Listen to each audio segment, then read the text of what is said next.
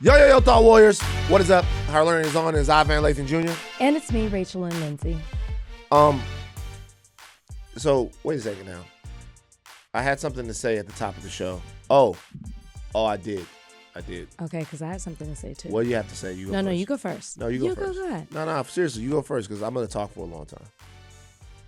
I just have to say What? that this week, basically a star is born. A star is born.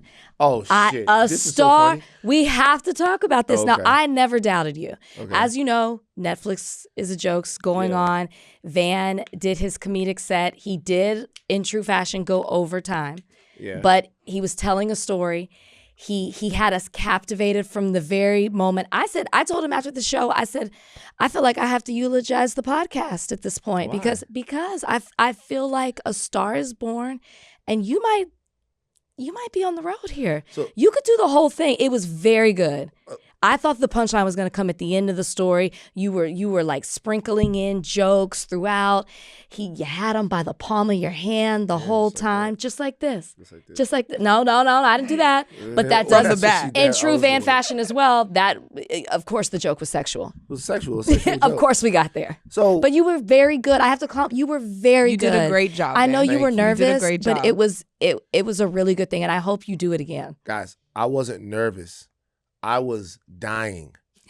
I was like, legitimately, I went through the reason why, if my energy is a little low and it's been low on the podcast all week, is because I was drained by the emotional fear. I have no idea why I was so paralyzed with I fear. do. I would never be. I could not do that, and I'm not as scared. Like things like that don't scare me. Yeah. I would be terrified to do that. So, And then listening to how good the other comedians were, did They that were make good. it worse? No, Everybody was good. Not- These are non-comedians. yes, Eric Benet, Macy Gray was fucking amazing. She was good. So like but when I got up there, Eric Benet made it worse for me because when I got up there, he was nervous.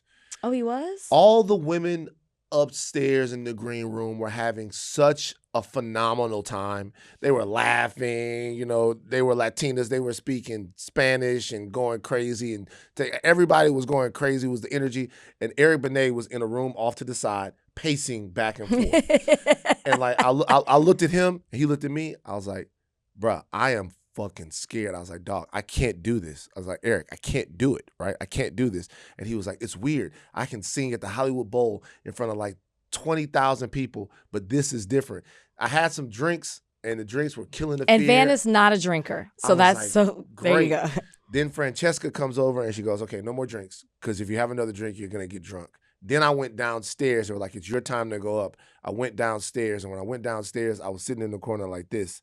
And I was literally looking at Kalika. I was like, I don't think I can do it. I'm not going to be able to go up there and do it. Yeah, she kept coming over to us, and she was like, I got to go back to Van.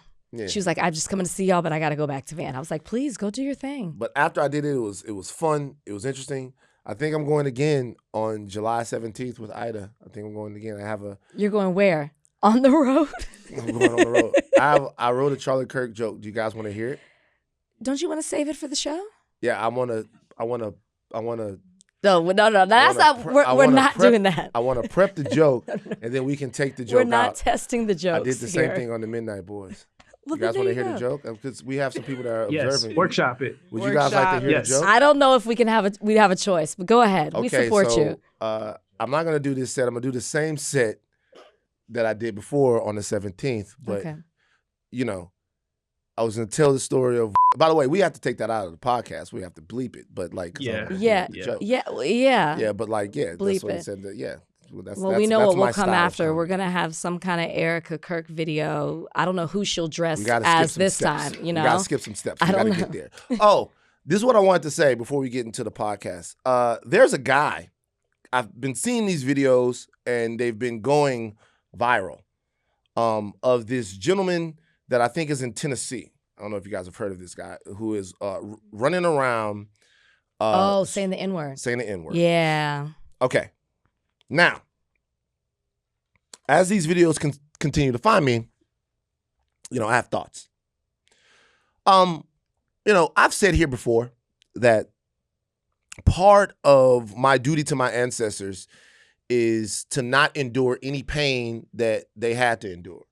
So a lot of times when someone says the N-word or when they call you that, you think of the fact that there was once a time when people were called that and they couldn't respond, and you need to respond and assert your strength to make their sacrifice for that strength, to respect that sacrifice. You need to make sure that you stand up for people who couldn't stand up. And, I've thought about that for a long time, and I've operated under that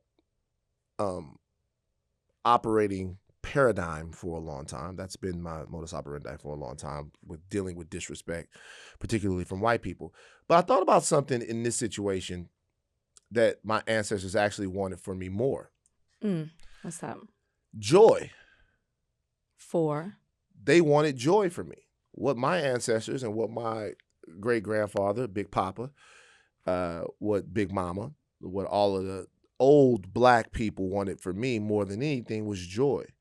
They wanted me to experience freedom, joy, and existence in this society without being scared, without being angry, because the most radical revolutionary thing that a black person in America can experience is joy under the construction of this country that is meant to kill them. Therefore, the single most important job or way to show strength that any black person, any person that's living in this country in a situation where they're marginalized or oppressed, your single most important job, the thing that you can give to yourself, the gift you can give to yourself or your ancestors, grandparents, people that came before you, is joy, and not letting anyone steal your joy. When they are trying to do it purposefully, even more. Not letting someone take the joy that your ancestors earned for you, that people that fought for you earned for you. Not letting someone put you in a position where you are reactive, put you in a position where you're putting your freedom on the line, where you're putting your safety on the line by taking the pain that people had to go through and then leveraging that pain against you. That's not just something that that shouldn't be a sacrifice. You should want to do that. And any bum-ass, stupid, insane person that comes along and tries to take hundreds and hundreds of years of degradation, decades and decades of abuse, and tries to use that as a weapon to bring you out of yourself, to put him in a situation where he is emotionally or rhetorically or sometimes legally more powerful than you, to use that as a way to kill you, you don't owe him that. You don't owe him any violence. You don't owe him any thought. You don't owe him any attention. You owe him nothing. A mosquito. You don't even have to kill him if you don't want to. Just shoo him, move on. I know it's hard. But we have to stop sacrificing joy to these fucking Neanderthals. If you do something, I'm gonna bail you out of jail. And I'm sorry. If you do something, I'm gonna bail you out of jail. That's straight. But the reality of it is, don't do anything. Don't be moved. Don't give any content. Don't give any consent to theft of joy by a scumbag lowlife like this. Wow. I almost feel like this is Zen Van. I could not disagree with you more. Oh, wow, there you go. And I'm not saying that it has to be a violent response, but I think for me, the fact that you want to, which we see time and time again in various ways, in this way, it is a content creator using it through his platform, but we see people use Black people, use their pain for their own advancement or for to seek attention. And I'm tired of it. And we've sat here on this podcast before and talked about the N-word and how that is a form of violence. Like you say that to me, that is a verbal assault. And however somebody responds to that can be warranted because the person is saying it to you to cause pain, to cause a reaction. I'm not saying you're wrong in what you're saying. I'm just saying I couldn't disagree more. I think it would bring me great joy to, you want to cause me pain. How can I return the favor to you? Now, there's various ways to do that. I could pick up the phone and call the police. I could take a picture of you and find out where you work, to call your employer. I could, if you're a student, I could call like your university. I could put this out here where it harms you in other ways. There are other ways to do it than physical violence.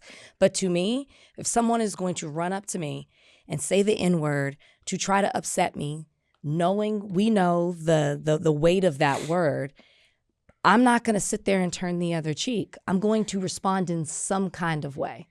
And that is going to bring me joy. Now, it doesn't have to be what he wants, which is like, maybe to someone to fight him. Maybe then he can turn around and call the cops on that in that way. But there will be a response for me in some kind of way. So let me make sure that I'm saying this correctly. All of the stuff that you're talking about has been done with this guy. There's no need. Oh, I'm sure. And so like there's nothing that you can do in terms, like, he's the lowest of the low. Obviously, somebody that goes on a live stream and says the N-word 100,000 times is not worried about anybody finding out where they work. And right? Kick did kick him off. Kick did kick him off. But there's always going to be some type of place where he can go. Sure. Okay. If you find yourself in a position, I'm reacting to the videos that I'm seeing. I'm reacting to videos where pepper spray is being used, where he's legitimately daring people to come over so that he can then pepper spray them and then shoot them. That happens, you guys, that's a win for him. These people want to put you in a position so that they can then do violence to you. This person is insane. Okay, this person they've lost their mind. They've lost their mind. They want to find a reason to hurt you. That Perfect Neighbor documentary, where I watched this woman use and manipulate the law. Now, in that situation, she went to jail. She went to jail. Use and manipulate the law to put a black woman in a position so that she could kill her. When I think about situations like Trayvon Martin, when I think about these other situations, I'm not saying that anyone has to cower in front of somebody that's calling them the N-word. Fuck you, get off my dick, all of that stuff is good. But I'm telling you right now, it's not worth pepper spray in your eyes. It is not worth you going back and forth even physically. It's not worth a night in jail. We're going to cover you if something happens. But none of that stuff is worth it. It's just not. It's just not.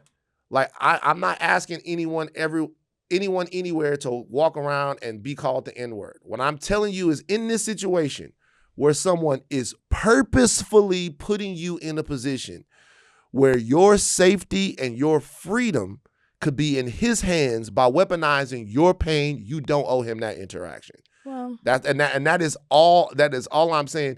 This right here is the lowest of the low. This is the dregs of society. This is the worst of the worst. It don't get no worse, no better. Like, it don't get any worse than this. And I'm saying, us as people who we are, we don't owe him to go here. I agree with you. I kind of even feel bad even talking about I agree with you about endangering themselves, but I think that there are other ways to respond, and that's more of what I'm saying. Gotcha. Stefon Diggs, not guilty of assault. What do you think? I didn't really look into this trial. You don't tell us. You stop telling us. Jade? I didn't even see. I can't see you Jade, because I turned this way. Because you're also not in the document. What's my job? Jade? No, I've been she did say, let's take a break. Let's take a break first. You stop telling us. You want to fight? You stop telling us. We can argue. Jade, shut up, man. I'm trying to talk to the people. I was giving a heartfelt shit about this fucking guy. I hate this fucking guy, man. I mean, yeah. Like, God, do me one. I pray all the time. And I keep my faith even though my prayers aren't answered. Give me one. Can we get one? Can we get a torn ACL, a broken? Can we get? I'm praying on the downfall. I'm praying on the downfall. Like, can we get one? We haven't got one in a while. Can we get one? I need this one. If we need one, I would direct this to somebody else, but I would direct it elsewhere. But Yeah. Let's take a break. Jade's right. Let's take a break. Jury finds Stefon Diggs not guilty of assault. Donnie? Right. As you just said, a jury found Diggs not guilty on all charges, which include felony strangulation, misdemeanor assault. And this is all following a 2-day trial in Boston. The case stemmed from an incident last year that involved his former personal chef, who alleged that he slapped and choked her during a dispute over pay. But during the trial, defense witnesses and testimony challenged the accuser's credibility, noting no physical evidence, no visible injuries, and inconsistencies in her account. Did you follow this trial at all?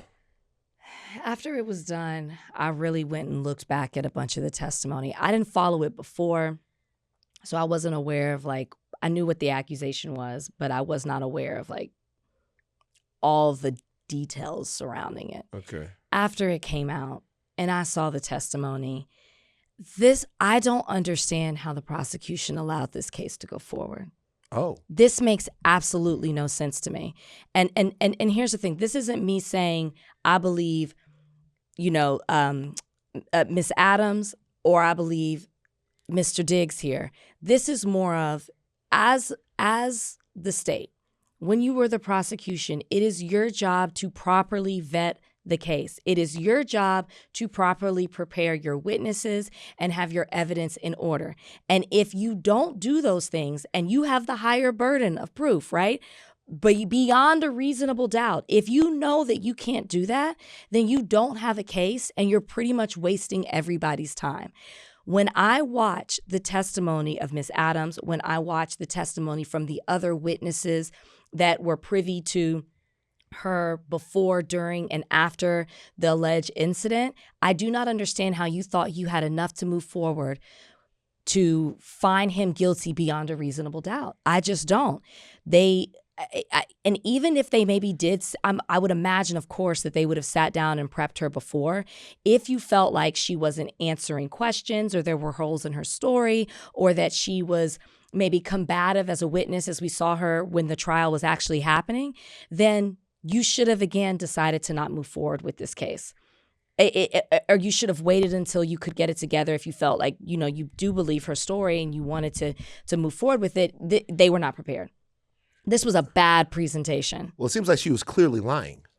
Maybe she was. Maybe I'm not going to say yay or nay. I'm going to blame this on the state.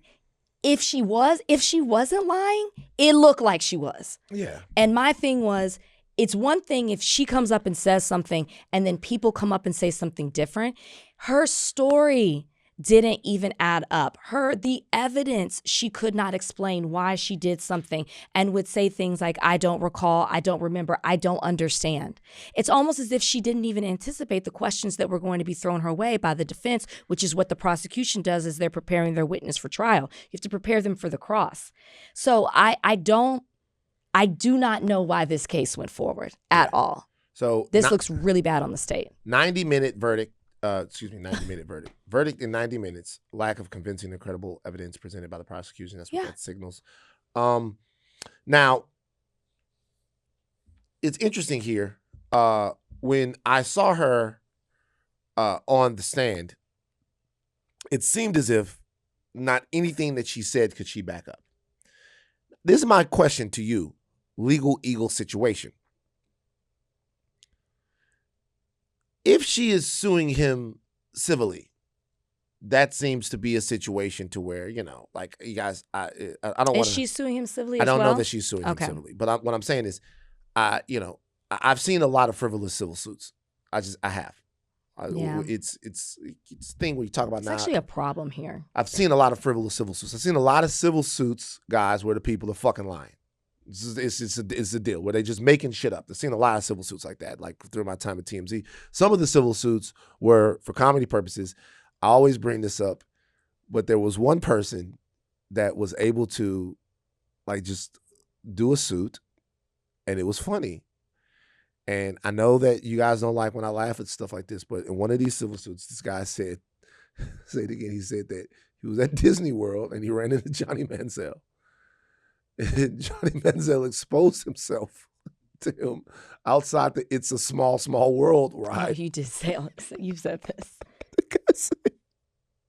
that he was exposing himself while singing "It's a Small, Small World," referring to his, he's saying it's an Oscar Mayer. I was like, and these suits were intentionally crazy, and we will report on them, but the guy's obviously lying. In this situation, this is a criminal trial, though. Yeah. So I guess my question is, why do you think they brought it? Like, this is the part to where for the barrier of entry or whatever, the threshold is very low in the civil trial. You can do pretty much whatever you want. It's up to the person to go out there and do whatever.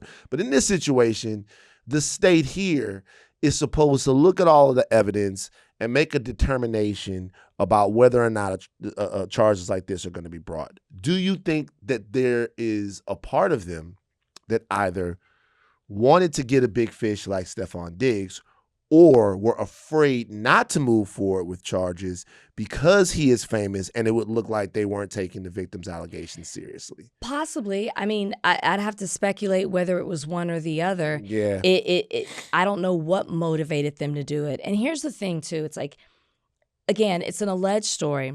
She has the option to sue civilly, because she could say emotional distress. I mean, there's testimony from her that because of her fear of being allegedly strangled, that she urinated on herself. Like these, it's more likely than not is the burden of proof in a civil case. And so she has a higher chance of a victory if she went civilly, and maybe she will, maybe she has, I have no idea. But again, this is up to the state. They decide if they look at the evidence and say, we want to go forward. They're not going to go forward just because, they feel the pressure because of him being famous. That shouldn't be the motivation. And it also shouldn't be the motivation that because he's famous, they want the attention that's going to be brought to them. Because to be honest, what's the first thing I said? The prosecution messed up. I actually think this makes them look really bad because it looks like that they were incompetent as attorneys because they did not either vet the case or prep her properly. But you stopped short at calling her a liar. You don't think that's fair? I mean, she did lie on some of it. They did actually catch her in some of it. Like when they said, why did you delete these messages? There were text messages that were, and some of the wording was damning towards her. And she admitted, she was like, yeah, I removed it. And they were like, why? Or she said she didn't get paid. And then someone comes up and they're like, you actually got overpaid. You got paid. Yeah, you actually got paid more than you were supposed to. Yeah. And then when she explains, the details around it all and, how something was supposed to happen for her and then it got taken away, again, this is the reasonable doubt. There is doubt created here because it looks like, based on the defense and what was presented, that she was being vindictive because she didn't get to go to Miami for Art Basel. Yeah. That's what it looks like. That is doubt. And if you don't have any evidence to move that out of a jury's mind, you should not present the case. And that sucks for someone who's alleging something that happened to them, but also the state has a duty.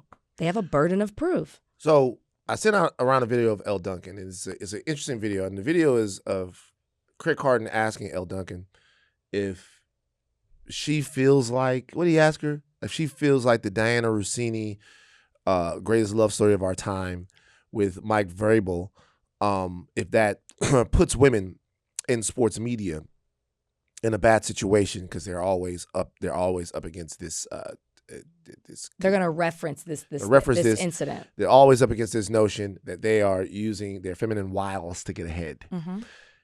And Elle answers the question and says, no, of course not. I reject that because anyone that would believe that I'm using my feminine wiles to get ahead is not going to listen to, they already believe that, right?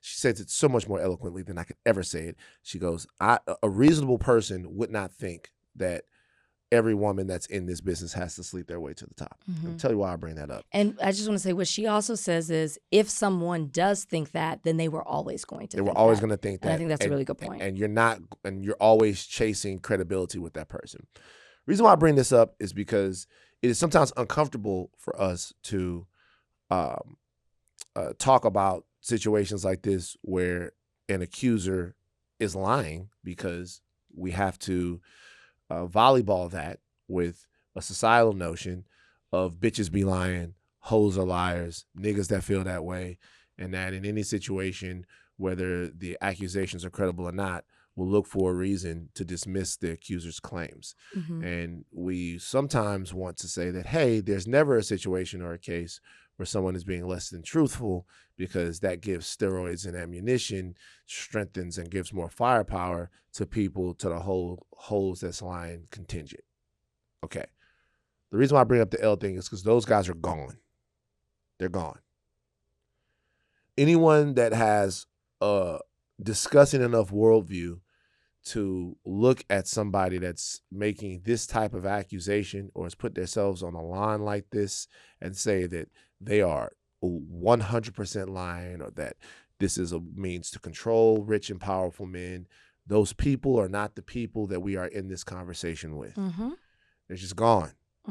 And for whatever reason, they're gone. Maybe they believe too much of the old wives' tale about how you got to watch out for every single woman lurking around to take and harvest everything from you. It's like, whatever.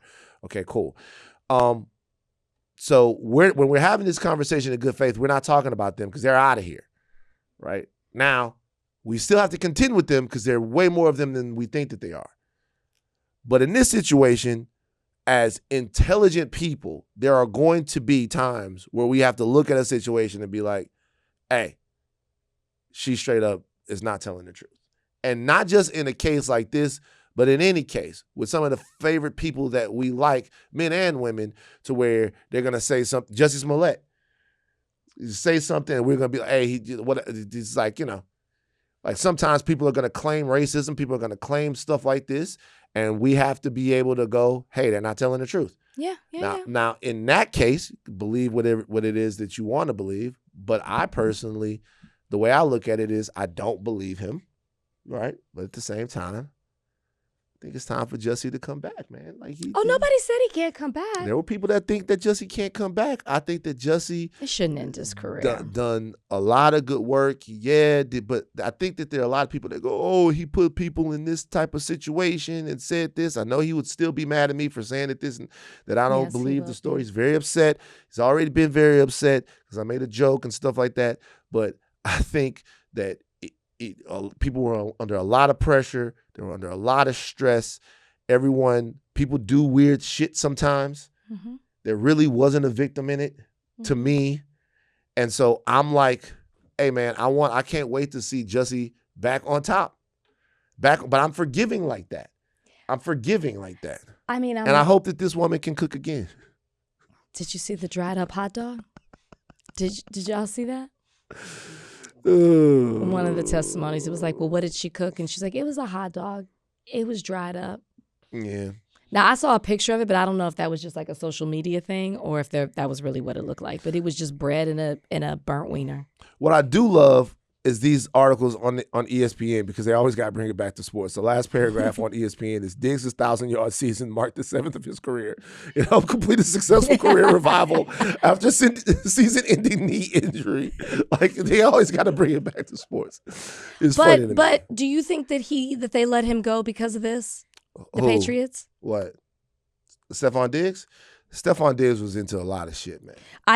Oh, yeah, there was the pink bag. There was the pink bag. There was just a lot of shit going on with Stefon Diggs. If you want to have the type of personal life and peccadillos and all of this type of shit that Stefon Diggs got, you can't be no 1,000 yards. You got to be up there around 1,600, 1,700. You got to catch like 120 balls, probably like 17 touchdowns. You can do all of this stuff because it's got guys that you can do all of this, but you got to produce more than Stefon Diggs is producing right now, though. But I hope everybody is cool. Everybody, I mean, you know, she lied. She did one of the worst things you could do to try to get the nigga locked up, but it didn't work. So, you know, now. That was one point. Yeah. I mean, they'd known each other for years. When she was like, he didn't pay me that week. He sent me home. She was like, he sent me home because he had girls over. And I'm like, oh, like, you're telling on yourself. Woman, yeah, she lied. She lied. Okay. Met Gala. This is, okay. This is not me. Rach. Oh, Donnie? you consider me a fashion girly? That's what you say. So, yeah. I have literally never said that, Donnie? but I do like fashion. Mm-hmm. Yeah, the event this year faced significant backlash. This is after Jeff Bezos was named an honorary chair and major sponsor, sparking protests across New York City. Activists projected a video message from 72-year-old Amazon worker Mary Hill onto Jeff Bezos's Manhattan penthouse. Let's hear from Ms. Hill.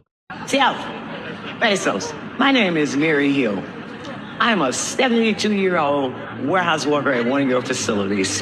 When we struggle from paycheck to paycheck, from week to week, really angers me.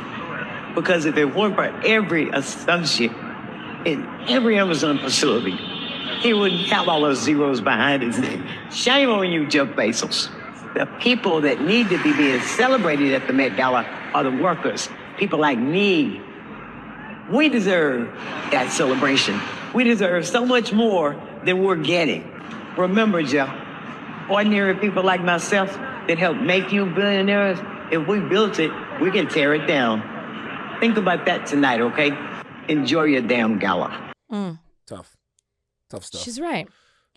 You know, there was a lot of criticism. There were protests. There were, I think there are always protests at the Met Gala, but there were Amazon workers who did their own gala and their own fashion shows, which was interesting. But I also, as many people as there are being critical, I'm also seeing a number of people who are like, so what?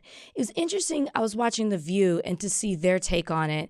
And Whoopi Goldberg was kind of like, and I'm paraphrasing, but just basically the sentiment was like, yes, there are things that are going on in this world, but, you know, if somebody wants to go and dress up for a gala, you know, like that shouldn't erase some of the other good that they do. And there was kind of an agreement amongst the panel about, at least in the part that I was watching, about like, yeah, like you should be able to go to the Met Gala, you know, if you choose to do, and that doesn't define who you are as an entire person. And I think the thing with Bezos is that it's different because it's almost like this is the cherry on top. You know, you have Amazon workers saying that they're being worked so hard that they can't even take a bathroom break and they have to use the bathroom in bottles of water.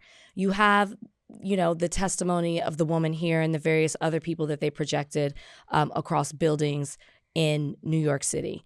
You have major layoffs. You have that also with other things that he owns with the Washington Post and the editorial decisions that are being made over there. You have him donating millions and millions of dollars to the president's inauguration fund. You have him paying $40 million for Melania's movie. You have him having a $50 million wedding. You have him, and then you see him on a $500 million yacht. Yet you have workers that are saying they're being overworked. You're doing all these layoffs. You're still making all this money where you can show off and we have to watch this affluent life you're living, but then also see all these people who are suffering at the hands of it. And it just, his richness, obviously we know he's rich, but it's just so loud and in your face, when also what's in your face are the number of people that are struggling who are making you rich. And that's what seems to be so grotesque about him then attending the Met Gala, because he bought his way to be a part of it in such an as a chair for he and Lauren. And the backdrop is a city of people where 1 in 4 are in poverty, where people are struggling, to where even Mom Donnie was like, I'm not attending it because it's just such an in-your-face thing. And the fact that that isn't something that is being recognized, to me, is problematic. Like, yeah, you can go to nice things and you can dress up, but when you have it as it being a Bezos affair, when the people who work for him are talking about their struggles, it just feels like maybe this is something that you should skip. Brownie. So, yeah, you brought him to Okay. work with you. Come on ahead. So, here's the thing about the Met Gala. The Met Gala assumes something, because the Met Gala is a fundraiser, right? It's a fundraiser. It is a fundraiser. For the arts. It's a fundraiser for the arts. But in it being a fundraiser, the Met Gala assumes something. The Met Gala, to me, assumes a belief and an understanding that the people at the Met Gala, the richest, most famous, most beautiful amongst us, that they are connected to ordinary people because it's a fundraiser. See, it being a fundraiser means that the sort of the decadence of the Met Gala is okay because it goes to a good cause. The reason why that type of philanthropic deal is important for the mega rich is because it kind of reinforces the American belief, really with some of the part of American culture, is that what's good for the really rich is good for everyone. So if it's 2015 or if it's 2005 or 2010 and you're watching the Met Gala, you're able to enjoy the Met Gala because the Met Gala isn't just to celebrate these incredibly beautiful, rich, well-dressed, perfect people. It's also for the arts, and the arts is for everyone. The arts is for you. That fundamental belief, to me, no longer exists. You can't give away enough money at this point. The game is over. It's over. It's over. You can't give away enough money. People are holding on to that. People are holding on to the belief, to me, that you can have this much money, parked all of that, your cap game's going crazy every single year, and that's okay because you can give back enough to offset the damage that your riches do to society. That's gone. So it doesn't matter if Jeff Bezos is the person behind the Met Gala or if he's the co-chair of the Met Gala. It doesn't matter. Moving forward, people will ask, do we need shit like this?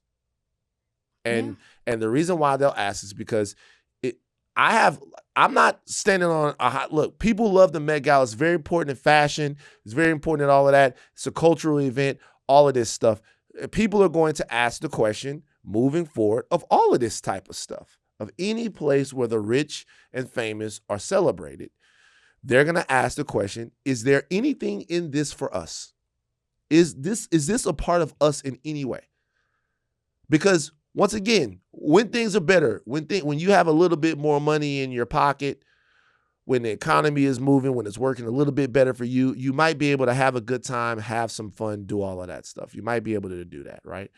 But in this case, especially with this group of guys, Jeff Bezos, Mark Zuckerberg, all of those people who rolled over and showed their fucking bellies to Donald Trump and to everything, you know that they don't stand for anything. That they are bottom line, bottom dollar slaves. And if that means you got to work 50 hours, then you got to work 50 hours. If that means your son or daughter has to go to Iran, then they're going. If all of that stuff has to happen for them to go to the moon, land a rocket, have a boat, date a younger woman, do the whole thing, that's what the fuck you gonna do. And so people know that now. They know it. Not one of these guys has stood up and been like, no, I don't agree with this. As a matter of fact, they did the opposite. When it was in vogue to be down with the people, they was down with the people. And when it was in vogue to be down with Palpatine and Vader, they did that too. So we know it's a lie. So like, so now when you look at this situation with him being there, it is a reminder that what this is and what this has always been is a celebration of really rich, really famous, really powerful people. Is this back in the day? It didn't bother you as much. Now, I keep trying to say this. Everyone is trying to say this. The fucking shit is falling apart. The Oz is being revealed. And people are going, wait a second, man. This is getting better for one group of people, and I'm not a part of that. So I don't really give a fuck how much your outfit costs. Costs $100,000. You look great. We don't understand it in the first place. I don't give a fuck how much it costs. It is what it is. This is not to besmirk anybody that went, and I'll tell you why I'm not doing that. It's because I'm trying to shut up, Jade. Jade, I took my glasses off because I'm trying to be a human person here. I know, but when you put them back on, Do you your always thing. put them on crooked. Is that? And I can't correct you in the middle of your rant. Do your thing. But you can no. Do your thing. No, I don't. You always put them on crooked. They don't go back on right. No, and it gives when that gives old man. But what about this though? What about, because I figured out I could do this and look That's- at I Jade. really love that look. And then I It's can look. better. I can look at the computer. Yeah. and I That's can look at better. Jade. Yeah. And This is all I'm gonna say. I like that. Yeah. That's all I'm gonna say. I'm not talking about. I'm not calling for grace for the celebrities at the Met Gala, but I am saying this: these people, their whole lives, they were told. Look at Rachel. They were told that that getting to the Met Gala was a part of the deal. And when I'm talking about this, even when I was talking about the Jay-Z and the capitalism thing, when I said that I understood what he was saying in terms of his whole life, they were telling him, hey, this is what you need to do. And then you get there and people go, wait a minute, this thing is bad. So all the Met Gala people, they were like, hey, one day I want to be beautiful and dressed in Dior, dripping in Prada, Fendi, Bottega Louis. Oh, look at me, I got the Balenciaga.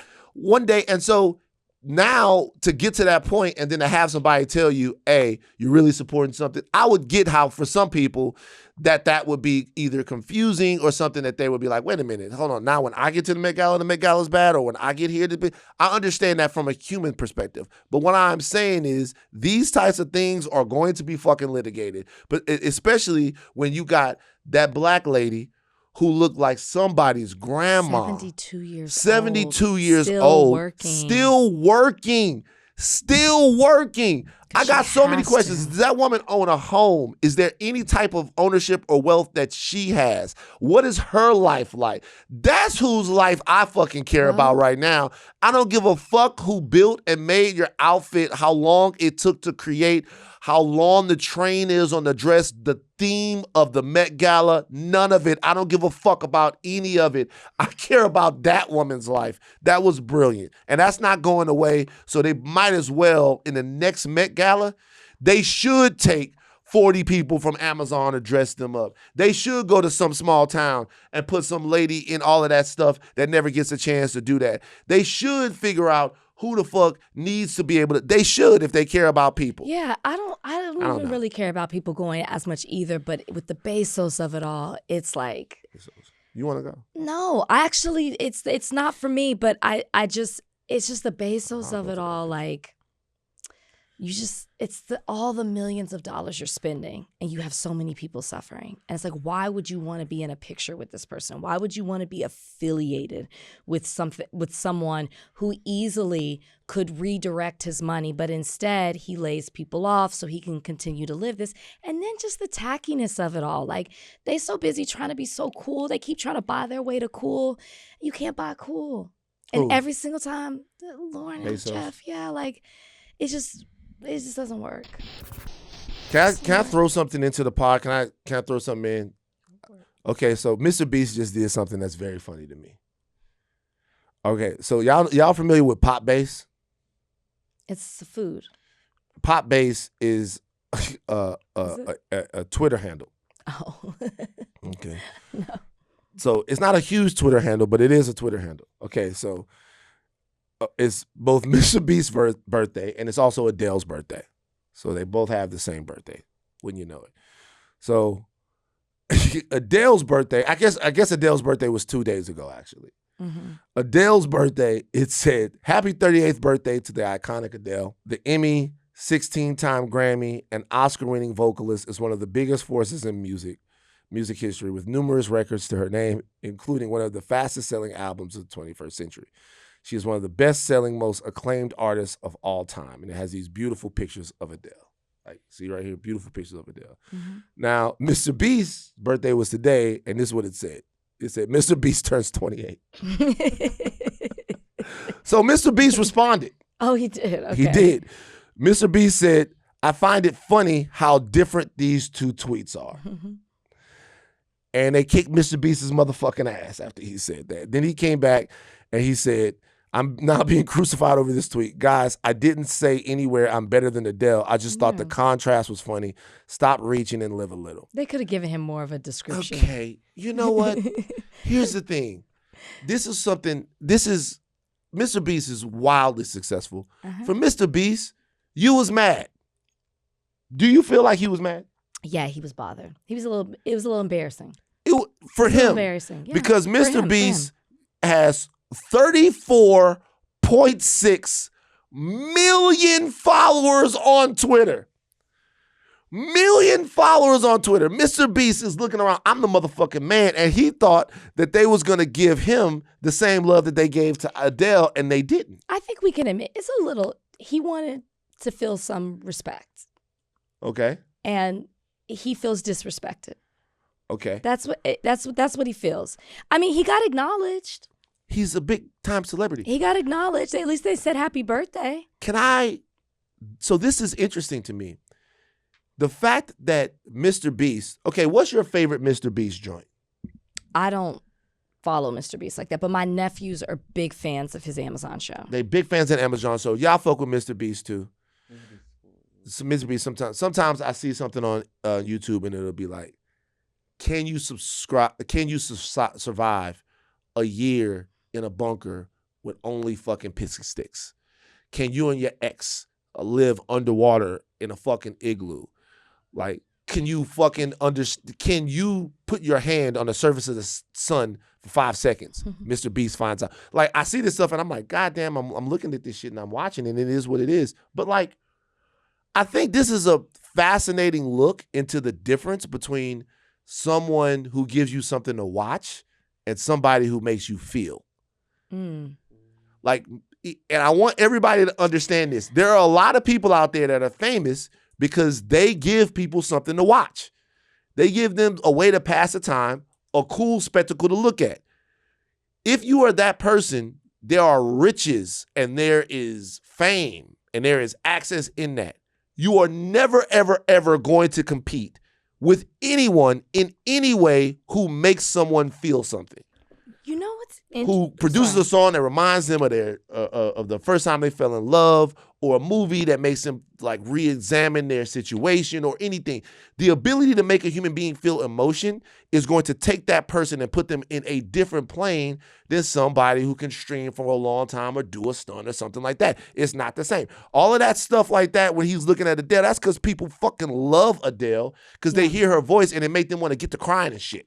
Yeah, I mean, true. But I guess even though I'm not as familiar with MrBeast, to your point about feeling things, one of the biggest things I know about him is how charitable he is. And there is a feeling like that, because I don't consume his content. Again, I know his show because of my nephews, but I feel like I'm always seeing stories about how charitable he is. So I'm like, oh, he makes a lot of money. He does a lot of stuff, but he gives back a lot. There's a feeling in that. No, it's not. To me, I have no problem with MrBeast at all. No, I know. Once again, I think some of the stuff is interesting, right? But it makes sense to give back. Like when you're saying, can 50 people walk across razor blades for 5 hours? Like, let's look at it. Like, yeah, because a lot of people are going to look at MrBeast and they're going to be like, he's found a way to cynically do Squid Games for people and make people compete for sums of money in a depressed economy. And the way to kind of launder that is to give money back. I'm not necessarily saying that, but I'm saying don't matter how much you give back, that nigga not comparing the fire and the rain type of situation. What does his tweet say again? What did they say? His tweet said, I find it funny how different these two tweets are. What did Pop Base write for him? They wrote MrBeast turns 28. I'm sorry. They could have been like, YouTuber, philanthropist, entrepreneur, like they could have given him some more defining things. They really could have. I don't think he's over exaggerating about that. Like you could have defined who MrBeast is with some titles at the very least. One of the greatest vocalists of all time compared to some creepy internet guy. One of the greatest vocalists of all time versus a clickbait YouTuber. That's why he's upset. He does more than that. Maybe because no one likes you. Which is so not true. He has millions of followers. You are not that special. Seriously, low-key, everyone thinks you are a douchebag. Not saying that you actually are, but to be honest, you used to be all right, but then something happened. We don't know. We don't know if it was like what happened to Justin Bieber type thing or just ego, really. They going in on MrBeast. I didn't realize that it was this type. That's what he's saying. It opens up the door for it. Well, I mean, he got into it. He got into it himself, but Greatest female singer Well- versus a YouTube creep who preys on little kids. Okay, God damn. further research with MrBeast. There's this year a class action lawsuit was filed by All of that. contestants from the show for a hostile work environment, including failure to provide basic food, water, sexual harassment, and a lack of safety protocols during production for Amazon. Now I bet you these people don't even. there's- I bet you these people don't even much know that, right? I bet these people don't even know that. I bet these people just like MrBeast ain't no motherfucking Adele. I'm telling you guys, I'm not hating on nobody because I'm not no Adele either. I'm not hating on anyone, but I'm saying connection, making people feel, Sure. all of that stuff is just Sure. gonna go further. I was trying to help it out. Then can your dick survive I in was ice trying to water balance it. 6 hours? Is that really what his content is? It's actually more than that. I'm just joking around, but some of this Well, shit I is knew the interesting. last one when it got turned sexual.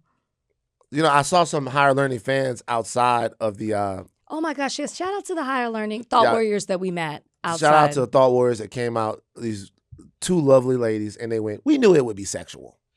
I told the story of how I knew that my father jacked off. Well, you kept saying this is a story about my nephew, and we lost him pretty quickly in the Well, story. it was because the nephew stuff really was predicated on people laughing at me thinking that my nephew would be a school shooter, and people didn't laugh at that as much as I thought they They would. laughed. It was kind of like they laughed because we chuckled. I think you hear things different from the stage and where we were, but it was like, thought he do was we gonna laugh? I thought he was Should we gonna shoot up the laugh? school. It was like that one of those things, which is how your other joke, your new joke, might make people feel. It's like I don't know if I can laugh. Is that how you felt, Jade? Yeah, exactly. I think that's what it was. It wasn't that Hey. it wasn't funny. It was like, is it too soon? No, to laugh. no. Look, this little nigga called me up and he goes, "Look, Unc, I got some bad things going on," and I was fucking scared. I was like, "What the fuck is he about to do?" Because he was just He trying said to. he like dark thoughts or something. Like it was like something. He said I got dark. He's like, Yeah. but really it was that he was like he felt weird because he couldn't stop jacking off, which makes a lot of sense. But he, and like just if he's listening, man, you 14, pull that motherfucker. You 14, dog. My nephew doesn't have a jack off problem. Do you know what he has? What? He has an access problem To to the material. Let me tell you what the difference is with these new kids as it relates to jacking off. Okay, I'll tell you what the difference is. Bernard, you know what I'm well, talking he's about. probably in a state where he can't access it like you used to be able to. They're No. lost now. No. Don't say it the way I used to be able to use. No, I was okay. First off, that is you projecting because I said you, and it was an understood Oh, you no, it wasn't of an the people. understood you. Oh, I swear to God, it was an understood Well, you. no, I didn't but, tell you like that, and I'll tell you why. The reason why I didn't tell you is because really these kids that think they have a jack off problem, they don't have a jack off problem. Louis C.K. has a jack off problem. They don't have a jack off problem. What they have is an access problem. See, right now they can access 95 to 97% of the world's porn. Right? Anytime they want, the porn that's ever been created, they can type it in and they can go see it. All kinds of different porns, all type. When I wanted to watch porn, 1994, 1995, I had to be fucking James Bond. Do you understand what I'm talking about? I had to go into mom and dad's room. I had to put the porn in the VCR. I had to note the scene that the porn was on, Was then left on? rewind back to that same scene after. I had to simultaneously listen for the dogs that were in the backyard because they would bark when mom would pull up. And I also had to listen for dad's diesel engine that would come up the street. You So never got caught. never. One time. Like one time. Who caught you? Ebony. I love Ebony. Ebony called me. And when Ebony called me, she didn't even say anything crazy. She just went, And then she closed the door, and I just heard her laughing as she walked down the hall. I was like, damn. So like, when my nephew doesn't have a jack off problem, they just got access. It's too much. It's too easy. It just wasn't that easy. Okay, MrBeast. Before we leave, this is the last couple of MrBeast videos. I stranded 100 people in the wilderness for $250,000. Last to leave the grocery store wins $250,000. Like it's like 50 streamers fight for $1 million. That's MrBeast and I Show Speed. I mean, I'm the TMZ guy. I can't fucking get on MrBeast. But I'm saying, like, nigga, this ain't no 21. Okay, so they love Adele in a different way. All right, Rachel, your topic. You're like, what do you want to do? What should we do next? What should we do? What should we do? Migos We're all- return. Kwanzaa Jones. What do you want to do? What do you think about the Migos reunion? I'm so fucking happy, Donnie. It's about time. Yeah. Yeah, Quavo and Offset have ignited speculation that they're rejoining for new music. They posted photos of them together in the studio with construction emojis and a cryptic caption hinting that a major project might be underway. This would be the first one after Takeoff's death a few years ago. Yeah, I mean, they had tension even before Takeoff passed away. Yeah, it was already. And I would have thought that, and I remember even Cardi B calling out for them to stop. I would have thought that the death of a family member, friend, brother, creator, all of it would have brought them together, and it didn't. And then we saw Offset get shot recently as well. And I just, put the music aside. These are their family.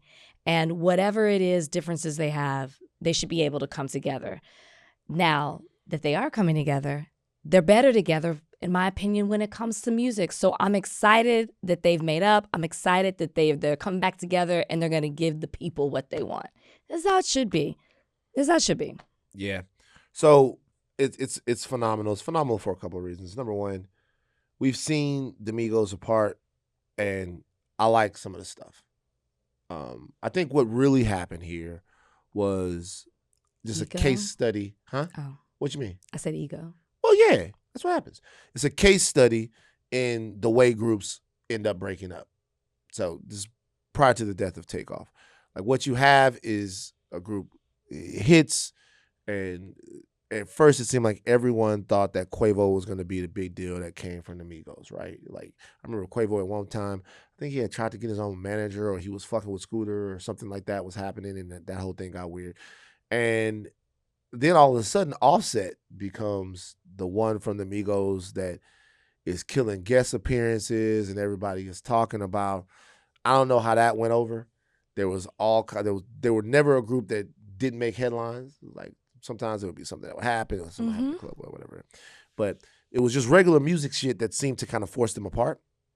And then when Takeoff was killed, when he was murdered, there was a time when they got back together. Well, they did a BET Awards, I think, is performance, and you thought, are they gonna realize that it's deeper than this rap shit?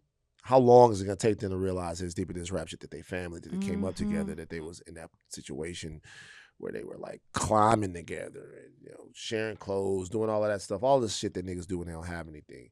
And I thought it was just a matter of time until they realized that both musically and energetically, they're better off as family members. Oh, so what you're saying is you always knew they were going to come back together. Yep.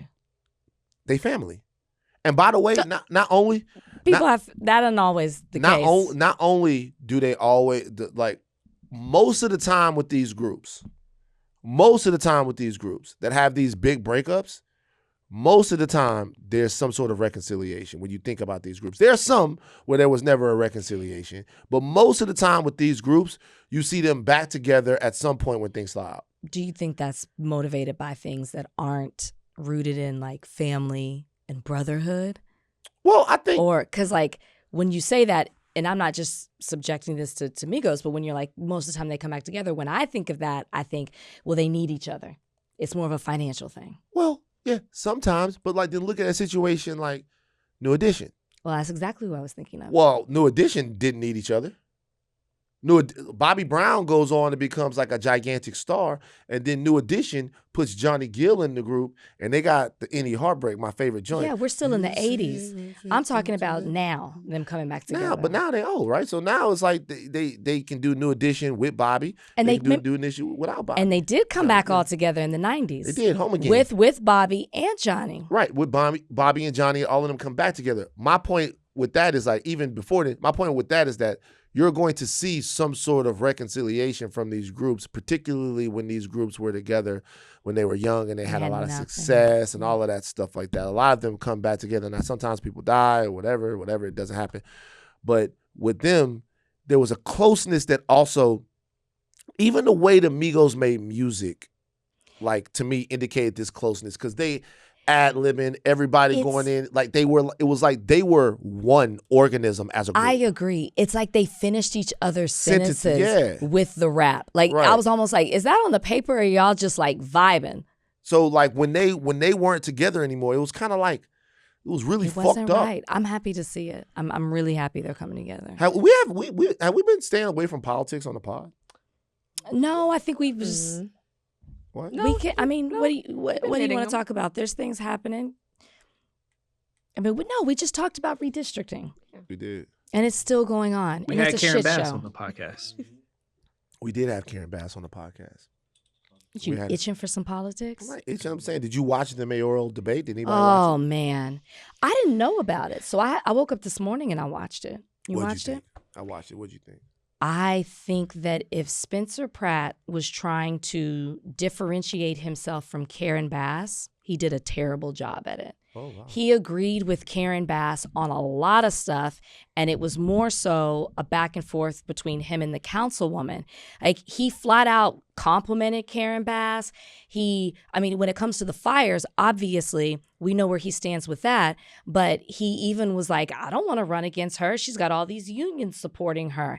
I actually agree with her. You know, she talked about wanting more police. So does he. She talked about wanting to move them off the streets. So does he. He more so was at odds with the councilwoman than he was with her. And I thought, if that is who you end up going against, you did a really bad job of trying to show if she's so bad for LA, why do y'all agree on so much? Karen Bass? Why do Spencer Pratt and Karen Bass agree on so much if she is so bad according to Spencer Pratt? And then obviously this debate revealed, and the moderators kept asking him, okay, we know you're passionate about being in this race. We know you're passionate about what happened to you and to your community, but how would you fix it? What policy? Never had an answer. Right. Never. What I will say about this debate and the reaction to the debate is that, like, Spencer Pratt Spencer Pratt has an entire social media apparatus. Oh yeah. That is way more robust than I thought that it was. Because, like, if you didn't watch the debate and you just watched the coverage on the debate from figures on the right, you would think that Spencer Pratt got up there and smoked everyone. That's why I had to watch. He had good moments. He had moments where he looked authentic, where he looked like he was legitimately the screaming voice of Los Angeles at two politicians. But if you watch the entire debate, there is no fucking way that you will come away going, that guy's qualified to be the mayor. And that's just like a reality. And look, once again, I am down to have all the mayoral. Would love to. Would love to have Spencer on. Would love to have Nithya Raman on. Would love to have Spencer Pratt on. We've had Karen Bass on. So would love to put these questions to them. I actually reached out to Nithya Raman's people, and I think we got something brewing, something cooking. But if you look at because she has a record that she could run on in terms of like things that she's been able to get done for her district. She didn't do a good job in talking and defending some of her actions as a city councilwoman in regards to the city as a whole. Okay, so who did you think did the best in Karen Bass. You thought Karen Bass carried the day? By far. Carried today. I mean, Spencer Pratt even goes, I don't want to run against her. Not just the unions. He was like, she's been the mayor for 4 years. I mean, I'm telling you, he made Karen Bass look good. I'm sorry. Well, I think except for the fires, which she was able to refute. I just think that I really was shocked. I only watched because of exactly what you said. I get on Threads, and everyone's talking about Spencer Pratt and how well he did and how he cooked everybody and all of this. And then I watch it and I'm like, oh, people didn't watch. They just watched these moments where he was funny, or they watched these moments. I mean, he literally said, I mean, I don't have to know how to balance a budget. I'll hire people smarter than me to do that. A lot of people gonna go for that type of shit though. Did you have somebody balancing your personal budget for the millions of dollars that you lost? That don't mean shit to me. Spencer Pratt, come on higher learning. That don't mean anything to me. You gonna go back to them crystals to tell you how to do it? That doesn't mean anything to me. Damn. I'll tell you something right now. This is what I'll say. It's very important that you guys watch the shit. Yeah. Not just the debates. I'm not talking about that. Like, I'll tell you something else. Tucker Carlson, okay? So I I watch a lot of Tucker, right? I watch a lot of Tucker. And let me tell you what I realize. The clip farming or prop clipping, as Tim Pool says, that goes on with Tucker is like, it's next level. Because I watch the Tucker Carlson stuff, right? I like clip farming. Clip farming. I like that term. Like that. So it's next level. Tell you what I mean. So if, let's say if Tucker's doing an interview and the interview is with Ted Cruz or Mike Huckabee or whatever, he's able to sit down with one of these people and shred them on these issues where they are clearly, not just intellectually, but energetically compromised. They are compromised on these issues. They are beholden to entities, political thoughts, movements, or whatever. And so he's able to lob stuff out there that is, easy to make these guys look like fools. Like you ask Ted Cruz how many people are in Iran. He's an Iran hawk. He doesn't know how many people. He wants to go in and destabilize or destroy a civilization in the guise of freeing them or ending a nuclear program. He doesn't know anything about what he's going to do, right? Tucker is like talented at that. But then there are other interviews. Like he had his brother on. His brother is named Buckley. Tucker and Buckley. It's very white. Tucker and Buckley. His brother's name is Buckley.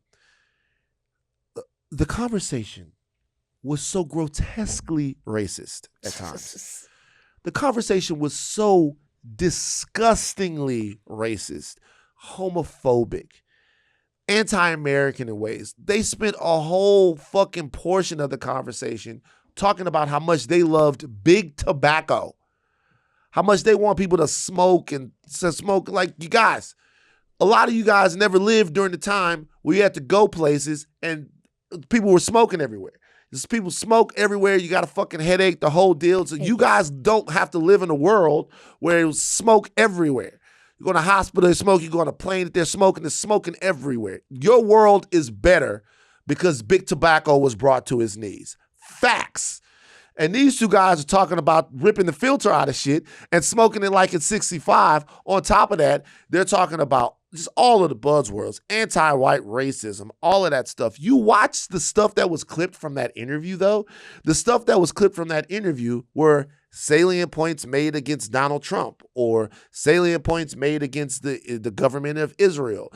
And they just glossed over all of the other putrid ideas that Tucker Carlson is still beholden to as he tries to launder them. But we talked about this. I told you that's why I don't trust these people. No. But the difference is, like, for me, I do think, though, that on certain issues, they have legitimately moved. And it doesn't matter if they've moved or not. What matters is, like, now, I truly believe that Tucker Carlson and the rest of these people now have moved away from Donald Trump, but because they have to move away from Donald Trump. Sure, but there's still all those grotesque things Absolutely that you saw, which is what I'm like, so it doesn't mean that much, because when it comes to an election, they're still going to vote for things that further that. Well, the only thing that it does mean to me, and this is the reason why I encourage people to watch the entire thing, is because the one thing that I can't really do on the podcast that I wish that I could do more of because I'm not good enough is I'm encouraging people to be sophisticated on this stuff. Sure. And I do not think that there is any need or want for people to be that. I think that people want to have easy answers and safe answers to really complex and weighty problems. And because if you're going to be sophisticated on it, then some of this clipping is the way that you do it. You would take prominent figures on the right and use certain things that they say to undergird your arguments. Mm-hmm. And I'll be honest, that's what they do to us. Sure. What they do to us is they listen to the whole thing. Don't matter how many you could say, sure. Vote for Kamala Harris, vote for Kamala Harris, vote for Kamala Harris, vote for whomever else. And they listen to all of the stuff that you talk about. But if there is one specific point of agreement, they take that point of agreement and they use it to speak to an average person and say, look. Yeah, we live in a clickbait society. But I'm saying for people, watch the whole thing. Can I ask you this as a connoisseur of Tucker Carlson? Tucker Carlson. What does he say about, or has he addressed the redistricting and the Supreme Court ruling? And, you know, when it comes to a Supreme Court, especially when they're supposed to be institutionalists, they have made it an open playing field to just throw out basically a democratic republic and just do whatever the fuck they want when it comes to drawing up these redistricting maps. Has he addressed that, and where does he stand?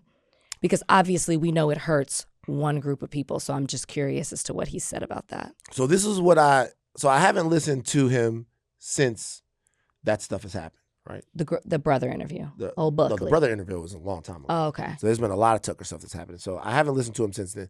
But I'll say this, though. He is blissfully non-specific. And he gets granular on things that he believes to be the root of the problem.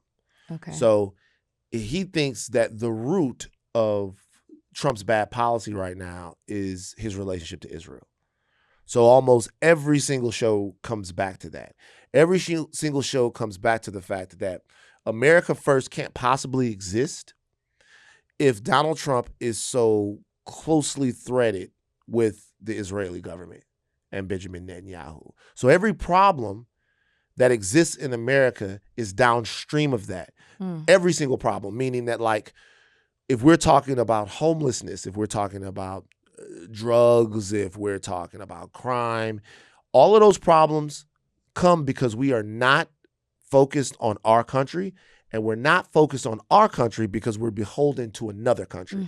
So when he talks about the things like what you're talking about right now, the way he would discuss them is he would say, he go, I don't look at any group and discriminate on any group based on their blood, because that's not what the Christian Bible says to do.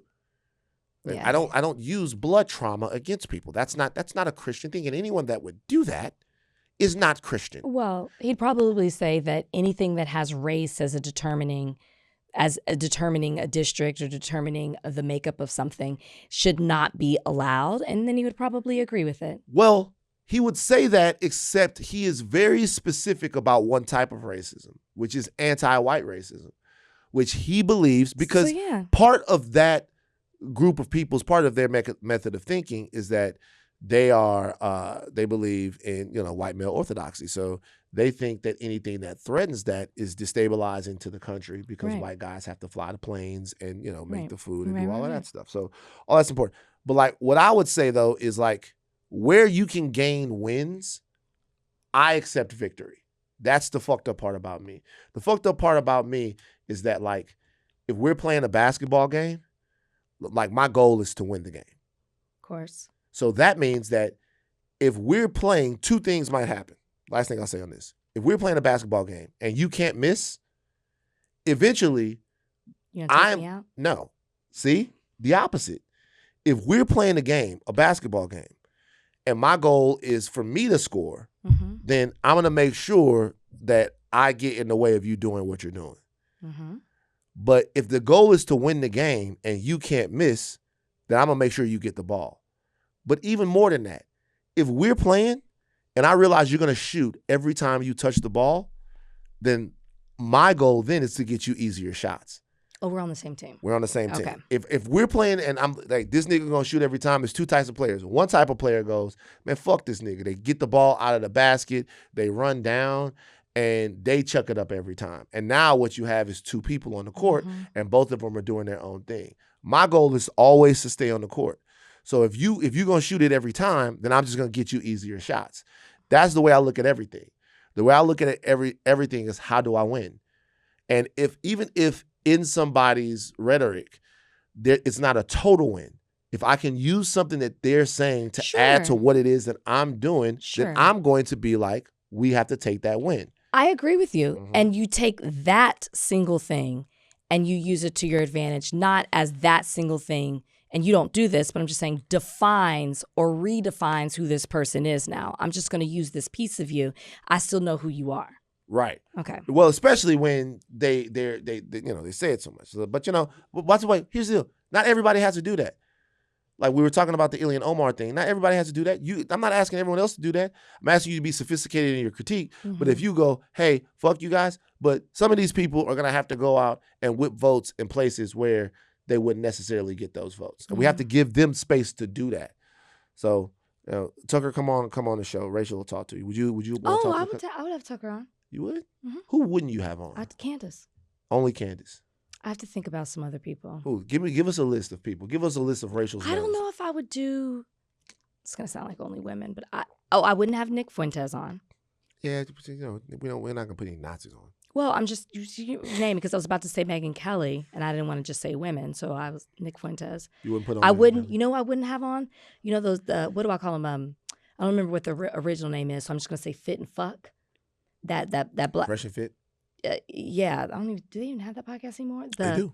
The Myron Gaines. Because I saw he went on a rant the other day, and it's like I wouldn't even talk about that kind of stuff on the podcast. Like I wouldn't even. What have rant? him on. It's about black women. Again? Oh, now here I am having to talk about it. He talks about how they're loud, they're ugly, they wear their too much weave, lashes. He kept calling him Shaniquas. It was like a whole thing. I would never have him on the podcast. Right. What's the point? Yeah. So there's a list. Yeah, there's no point in that. Yeah. That's really my thing. If I don't feel like there's a point, or I feel like you're just gonna lie in when you say stuff, then what's the point of having that person on the podcast? I mean, Myron Gaines and Chet the Builder are the same person.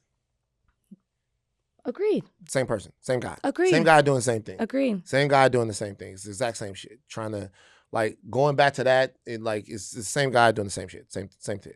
There's no difference. Let's talk about Dana White. He was on the Katie Miller podcast recently and spoke specifically about masculinity and men's mental health. I hate this whole men's mental health bullshit that they talk about. Unfortunately, when you're a man, you are the provider. You are the one that takes care of your family. You are the example for your kids when they grow up, and your sons, and your daughters. And you, unfortunately, you can't be that guy I see these guys posting on social media, oh, I had a bad day and I'm so sad and all this other crazy shit. So unattractive. It's unattractive to other males, let alone women. I can't even imagine. I'm really against all that shit. As a man, how does that make you feel? As a man, how does it make me feel? Yeah, I mean, yeah. This spoke to you. It did speak to me. So Dana White is a fucking idiot. Yeah. And it's difficult to call somebody that is so successful a fucking idiot, but he is. He is a fucking idiot.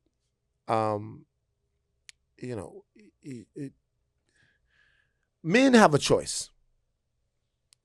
They have a choice whether or not they are going to kill themselves or kill their pride. And the reality is that the rate in which men unalive themselves, the rates that they harm people that are close to them, the rate that they take things out, unresolved mental issues on the community at large is staggering. It's staggering. At a time where we are seeing men hurt their wives, kill their children, run into places and kill everybody. Kill everybody because they can't get a date. Kill everybody because they feel like no one's listening, no one's hearing them. To say that caring about your mental health or prioritizing your mental health or discussing your mental health is weak or unattractive or something that you shouldn't do it's evil talk. Like we have so much evidence right now that is the last thing that we should be saying or listening to. Now look, Dana White is somebody who over the course of his career has made an incredible living off other people's strife. Not that I haven't.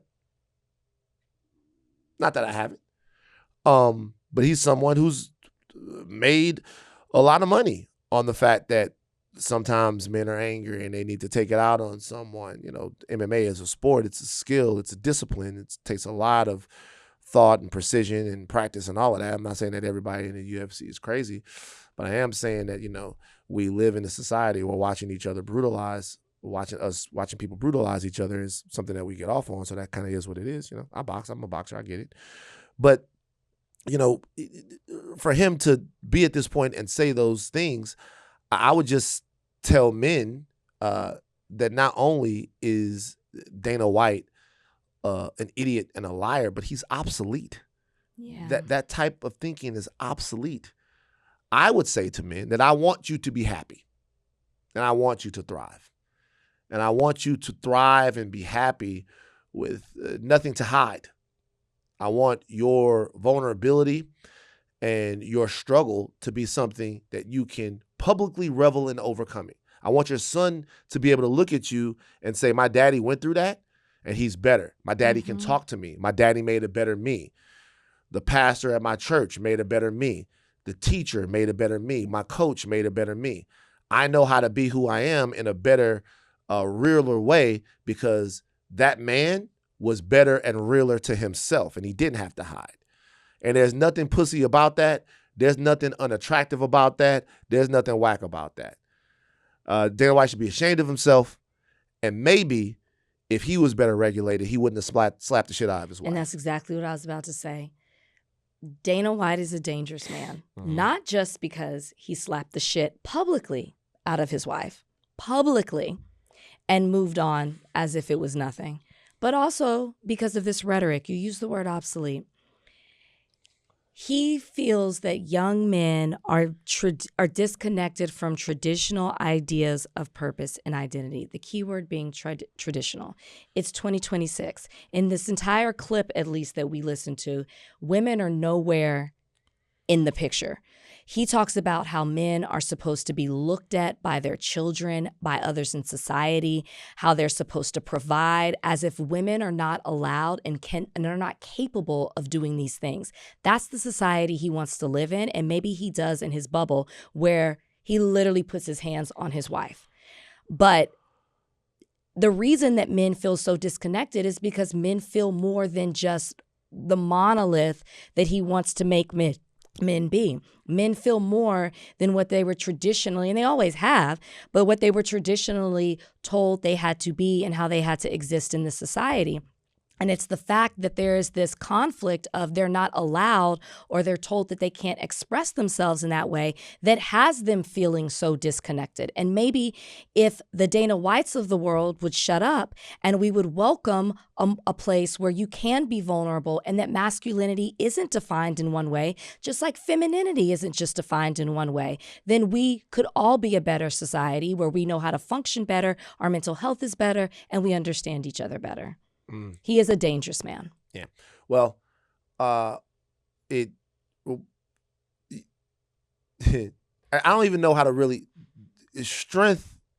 You have to be strong enough to confront your demons. Mm-hmm. You have to be strong enough and brave enough to confront your demons. Like it, you know. Strength is not just physical. Well, no, I'm talking about like, I don't even know. It's funny. It's really funny to me that we would still be having this conversation. After everything we've seen, after everything that we know, after everything that we've gone through, it's just funny to me. We're always going to be here. There's not a way out. Like but you know what though? I see it everywhere though. Like I'll be real with you. Like when we have conversations about the male loneliness epidemic, I continuously come on here and go, hey, you know, a lot of lonely guys walking around not knowing what they're supposed to do.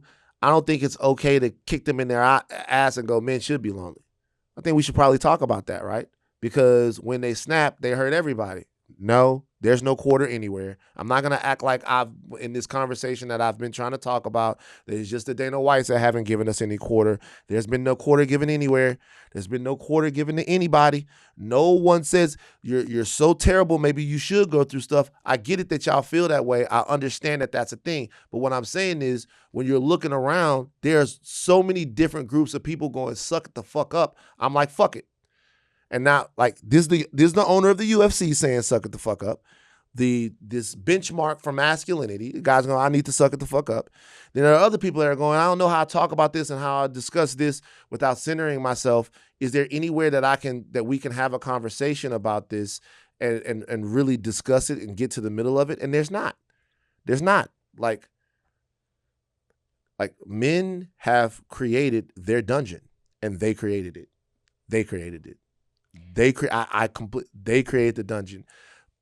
Patriarchy is a dungeon. Yeah, and it's a dungeon that you go into and you die. Patriarchy. This is part of the consequence of patriarchy, and it's not that it's okay, and we should talk about it. And again, I don't need to talk about something we've already talked about like giving the space and allowing people to be vulnerable. You shouldn't in this particular situation be like, shut the fuck up. It should be like, why do you feel this way? How do you feel? Like you should leave space for that.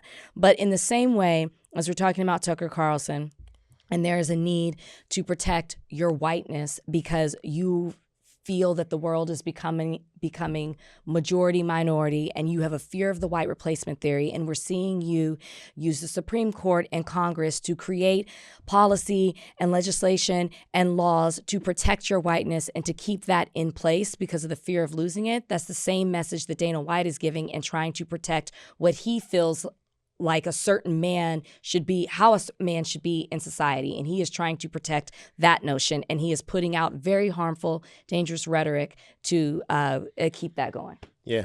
Look, I give all the credit in the world to the people who care about our boys. And because it's just, somebody's got to do it. And there are people that care. Yeah, there are people. And I'm not gonna care anymore who doesn't care. There you go. There you go. I'm not gonna care anymore who doesn't care. Just leave me alone when y'all shit be popping up. I don't want it. I'm just joking. I'm playing. TMZ just dropped footage of Dianna Russini and Mike Vrabel boarding a boat together in 2021. Yeah. She was pregnant. Yes, I've seen the headline. Yeah. Your thoughts? I have none.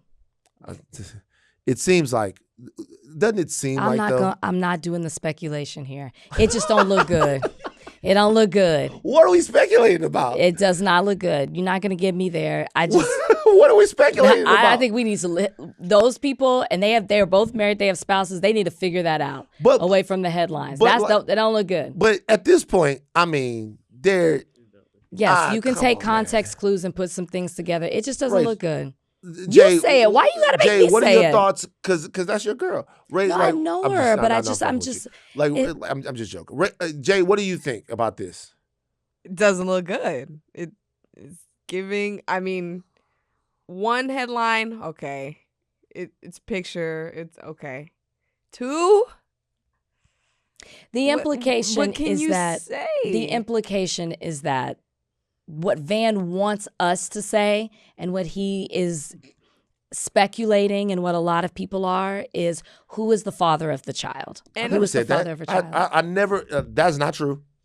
Okay, well then what did you want? I don't know anything about that baby's father or anything like that. I swear to God, that's not what I'm thinking. Is that this seems to have been a long time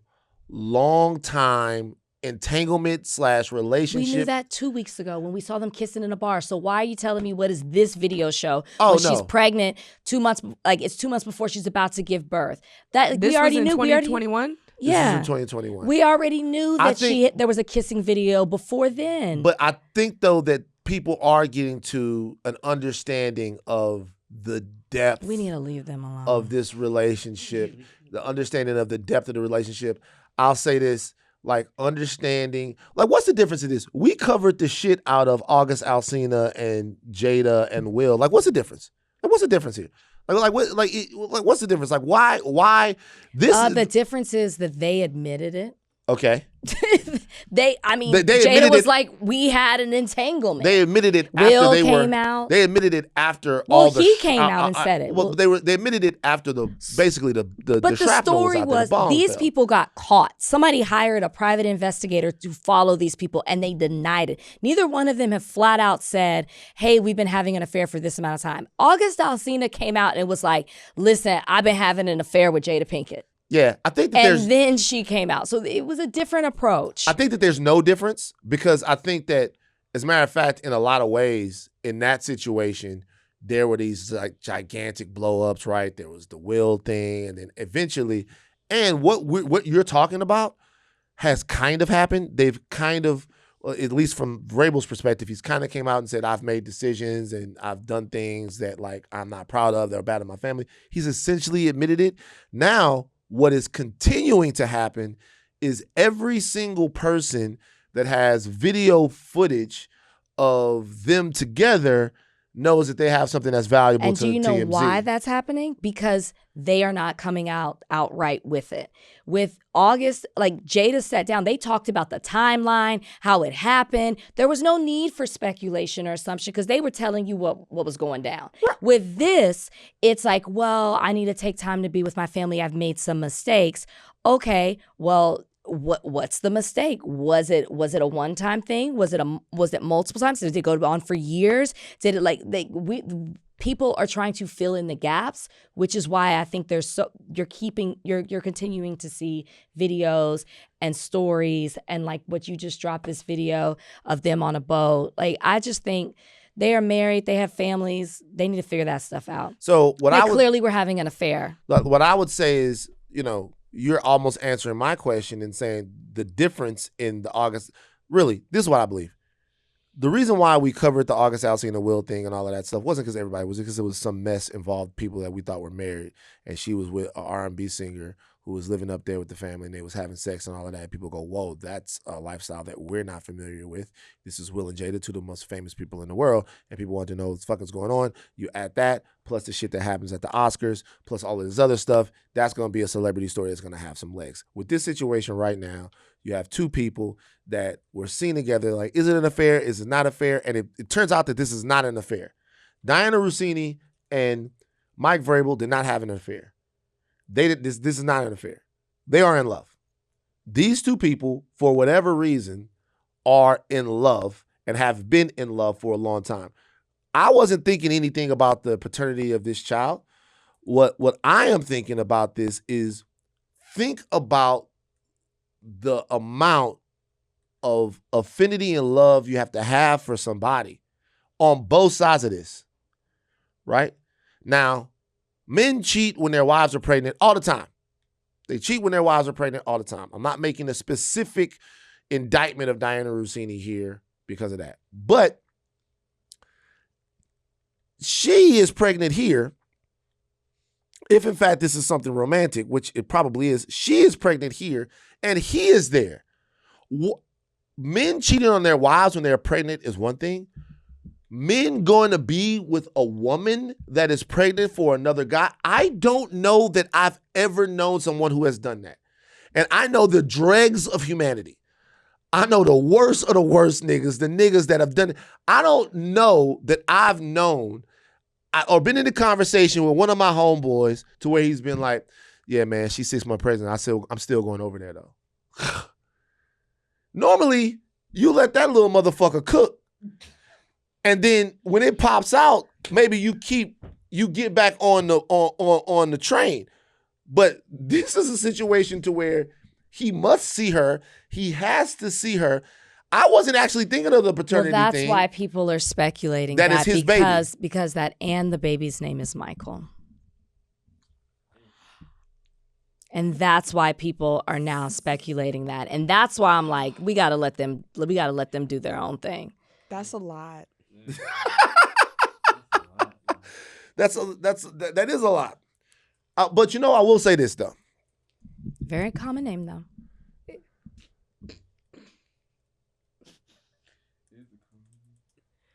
Man, oh man, oh man, oh man, oh man, oh man, oh man, oh man, oh man.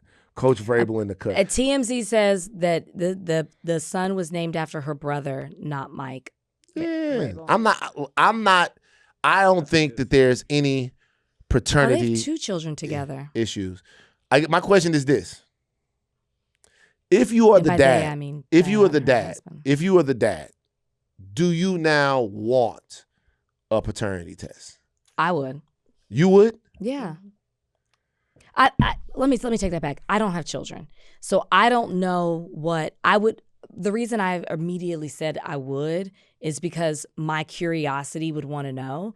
But if I have established, so these kids are almost 5 and almost 4. Well, you'll be able If to see I, it by this no, point, right? no. But I guess my point is once I have been their father in their life and I've raised them, it would be what the possibility of knowing that they're not could be devastating. So I don't know. I'm not a parent, so I don't know.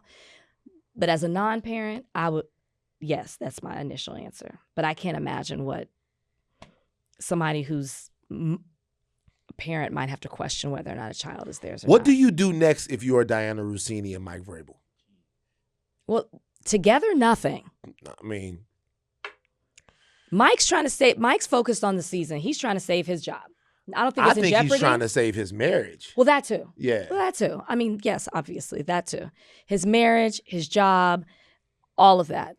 And balancing the two, right? How do I focus on the team, but also show my wife that I'm focused on her? Because obviously all trust is broken. And I think the same thing goes with Dianna. I mean, she lost her job in all of this, but, you know, you have 2 children, you have a husband, and it's about repairing the family unit, if that's what you guys want to do. It's also like, that's why I'm like, okay, we knew once the affair happened, we talked about it, we reported it. Like now it's like, ugh. Now it's like, what? It's like, it's too gossipy for me.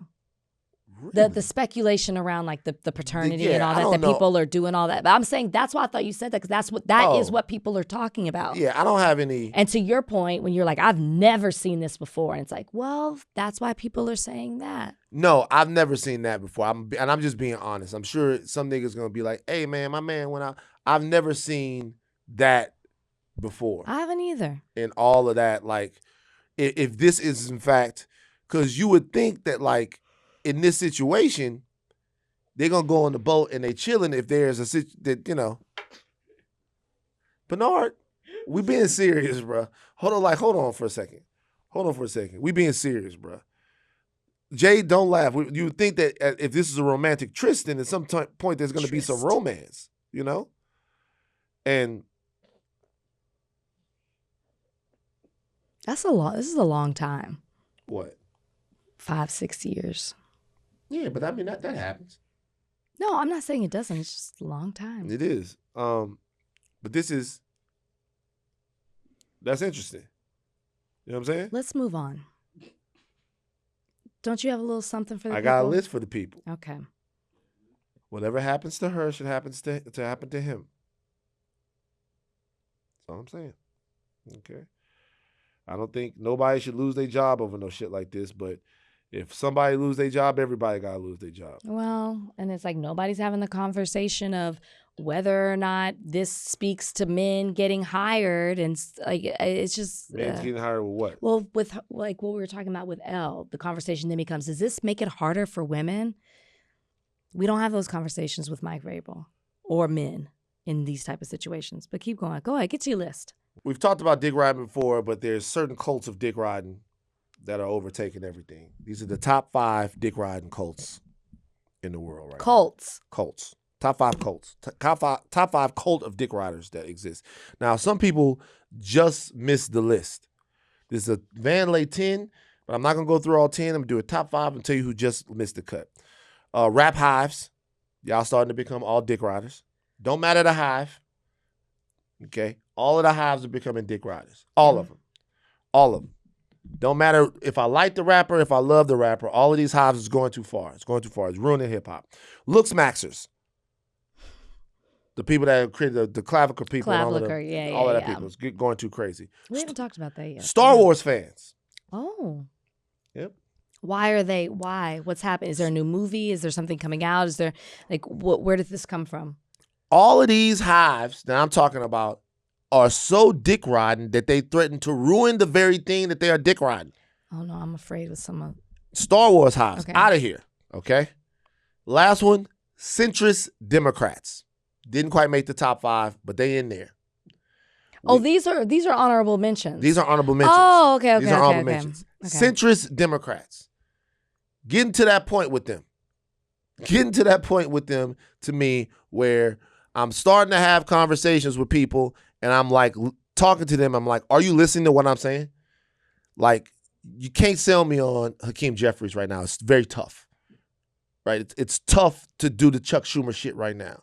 It's like we can't even talk about it. I will say about the centrist Democrats is they're like the Hare Krishnas. Like they're a cult, but you're like, oh, they don't bother me. They're kind of, I like them. They're not but it's starting. Now it's becoming a problem. This is how stupid I was. I didn't realize that there was this much cult-like thought that existed in the center of the Democratic Party.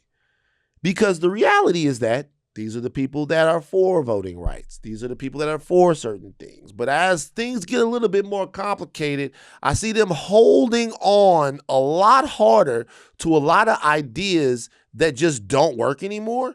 And I'm wondering if any of this stuff was about like legitimate actual thought and making people's lives better, or if it was about holding on to power. Well, it is about holding on to power, and it's about keeping the establishment so they can keep their power in it and not either it break down or let people in it that are going to change it.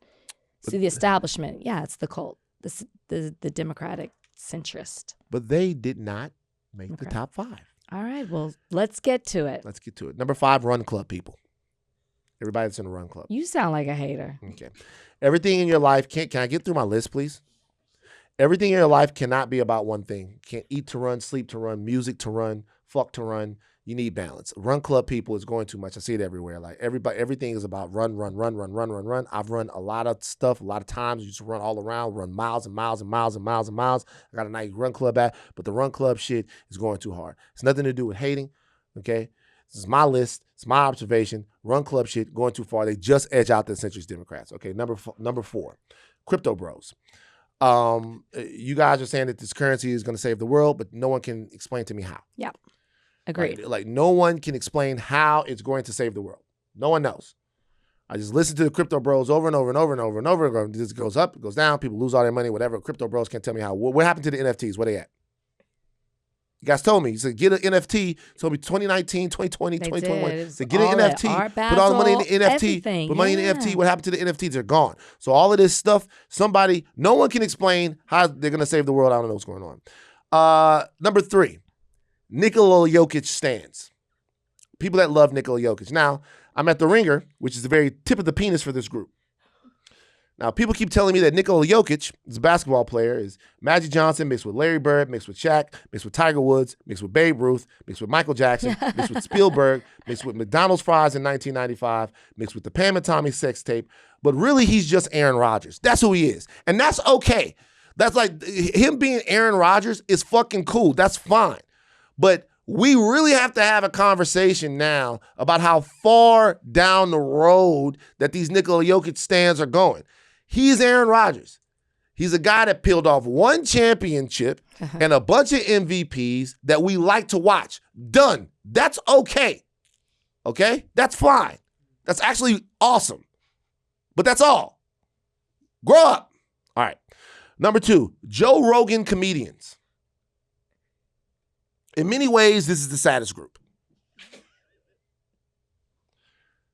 The Joe Rogan comedian sphere is the biggest group of cuck whores in the world. Name some of them. So I knew you were going to do that. I watch Joe Rogan sometimes because you don't want to, like, this podcast for me is for the people. This podcast for Rachel is about getting at me. I knew she would do that. I have it in there. Watch Rachel say that. I'm curious. And the show is, I have that in there. Like, it's easy. Well, some people don't know I have who's to all come a part up with of the it. list and do the list. It's easy to just snipe. No, some people may not know. So to me, it's like legitimately like watching me have a conversation with my dad when I was like 20 or 21. Because it's like when Every other episode of Joe Rogan, when the Joe Rogan comedians aren't on there, it's actually okay, right? Rogan's kind of good, whatever. But when the guys are on there, it's legitimately like when I would be talking to my father.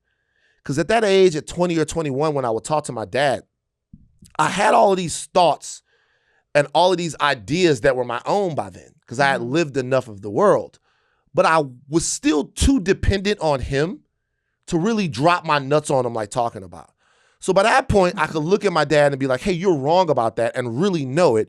But I still needed him too much to like get away from him. And watching grown men be in that dynamic, watching grown men be in a dynamic when they're sitting there with somebody and they fucking know better than what he would fucking say, but they still won't do anything about it because they're a little too dependent on him and being in his orbit is fucking sad. It's like sad at this point. And there are the episodes are way better when it's just fucking Joe talking to some fucking guy who thinks that the stars are actually fucking Mike and Ike's. Or like I watched a whole episode of, I told you about this, about a guy that's an archaeologist argue with a guy that made the Ancient Aliens documentary on Netflix. 4 hours of it I watched. Riveting.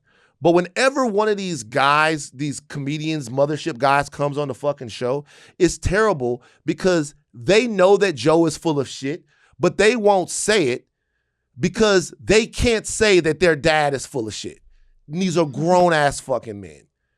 And the last thing I'll say about that is the issues that are being discussed aren't issues like who's the fucking hottest chick or who's cool in comedy. They fucking talking about the Epstein files. Mm-hmm. They fucking talking about like foreign wars. They're talking about the tax code and all of that type of shit, right? That's the type of shit that they're talking about and they can't get over it. It's weird. It's weird. They should have been number one, but there's a clear number one. The number one, ironclad, 24 karat gold, diamond cult, maybe the best cult that's ever lived. I'm talking about a cult that might be better than Jonestown, better than Nexium, better than the motherfuckers that were all wearing the Nike shoes that thought the fucking comet was going to take them to heaven, better than the fucking guy with the fucking people in Oregon, better than any other cult is MAGA. That is the number one big swinging dick of dick riding cults that has ever existed. It is the greatest cult in American history by far. 30% of your friends and neighbors that just won't admit it's not going well. Mm-hmm.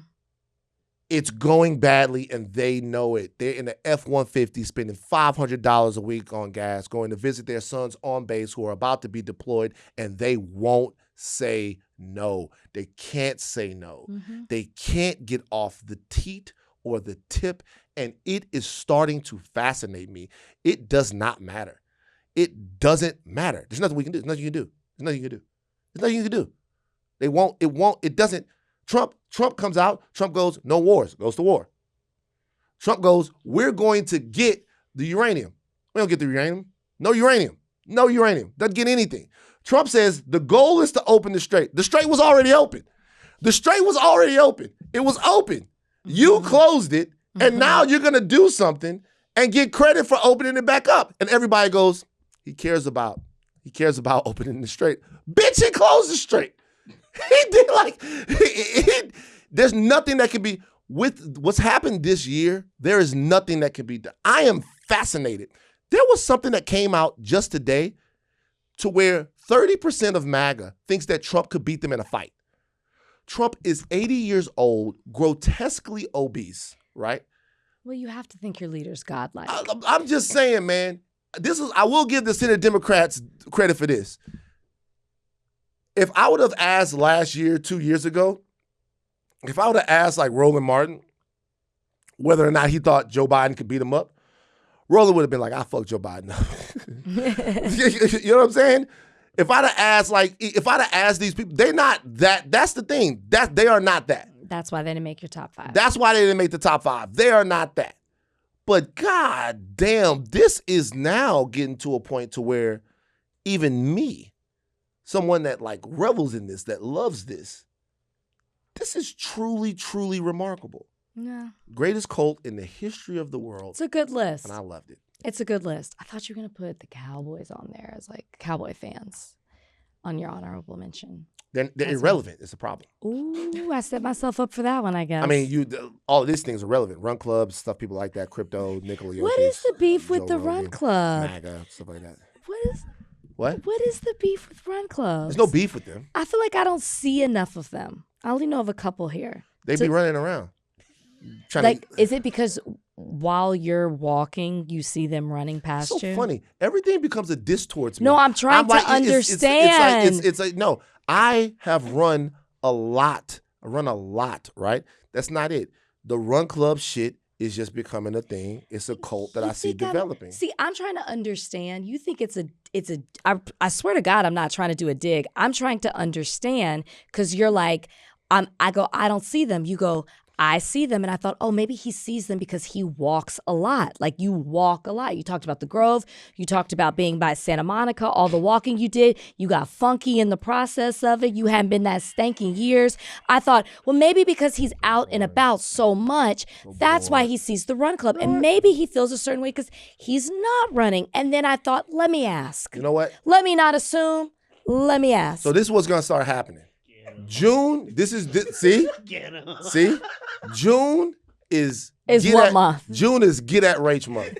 So let me tell y'all, and by the way, June is Get at Rach month. Every episode. And all you fucking fucks out there in Thought Warrior land, all you fucking guys, I'm talking to you guys, right? I'm talking to you guys. You guys better keep the same energy. June is Get at Rach month. Try to do a nice segment Data for White. the people. June is Get at Rage month. And I want to hear, see y'all back there laughing. I want the same fucking energy when I'm just sitting back sniping. I'm gonna let Rach come up with some of this shit. Because you do nothing. Rach, you come up with some of this shit. Rach, just come up with a segment of your own. Come up with, bring something, and this is why I'm gonna sit back and just poke holes in it. Right. You do that every time we have a back and forth. No, I don't. This is why people say you're a contrarian. No, people say I'm a contrarian. That's why people say I'm a contrarian.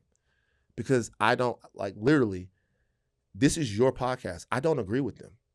I legitimately. A lot of times people agree with you. On the contrarian thing, I don't agree with y'all. You don't think you're a contrarian is what you're saying. No. I'm not a contrarian. I truly, people think that I'm being a contrarian on things.